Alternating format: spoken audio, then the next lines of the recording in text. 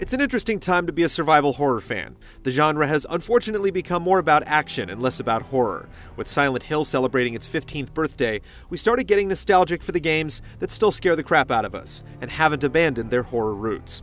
So we dreamt up 5 favorite titles truly worthy of being called survival horror. As it's his favorite genre, this countdown was selected and written by Mike Huber. What is this? What's going on here? Number 5. Dead Space. It's all falling apart here. I can't believe what's happening. It's strange. Such a little thing.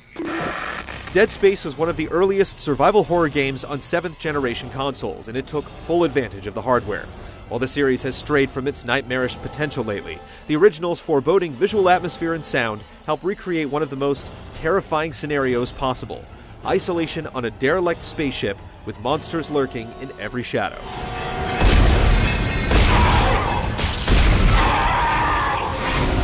Number 4.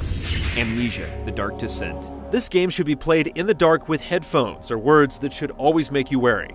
One of the most terrifying games in recent years, Amnesia puts you in the shoes of a vulnerable character, and open combat is not an option. Layers of the story are peeled back through notes and journals, shedding light on your past events prior to waking up in an old Gothic castle. Light is your most valuable weapon, not a gun like so many other horror games. Without it, you literally succumb to insanity.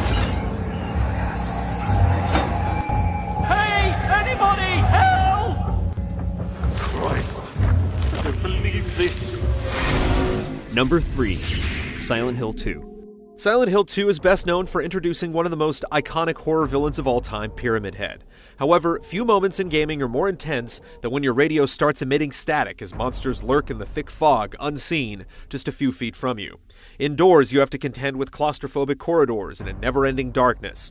But it's not the disturbing visuals or freakish enemies that make Silent Hill 2 a classic, or a more disturbing experience than its predecessor. It's the psychological journey of madness and despair that grabs hold of you and never lets go. I'm here for you, James. See? I'm real. Number 2. Resident Evil 2. Who are you? Oh, you must be the new guy, Leon. Sorry, but it looks like your party has been canceled. Resident Evil 2 ramped up the action compared to Resident Evil 1, but at no loss to the survival or the horror. Despite having considerably more enemies and gunplay, Resident Evil 2's pitch-perfect pacing and varied environments ensured the tension would remain, and showcased how to successfully implement action into the genre. From the zombie-infested streets to the liquor-infested Raccoon City Police Department, all culminating in the final showdown with the creator of the G-Virus, William Birkin.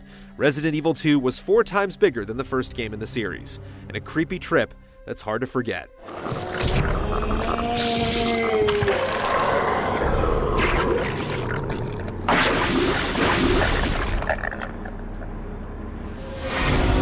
Number 1.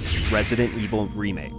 Shinji Mikami, the mind behind the original Resident Evil, the father of survival horror, returned to his creation to recreate a masterpiece.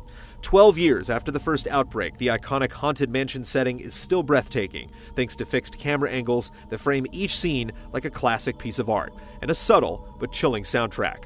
The new Crimson Heads, which spawned when zombies weren't burned or decapitated, added a level of strategy and tension that is yet to return to the franchise. Added environments like the forest and cemetery are a delight to discover if you play the original, and make wandering outside of the mansion more frightening than inside it. Ammo is scarce, health is limited, and an army of monsters lay in wait. It's the real deal.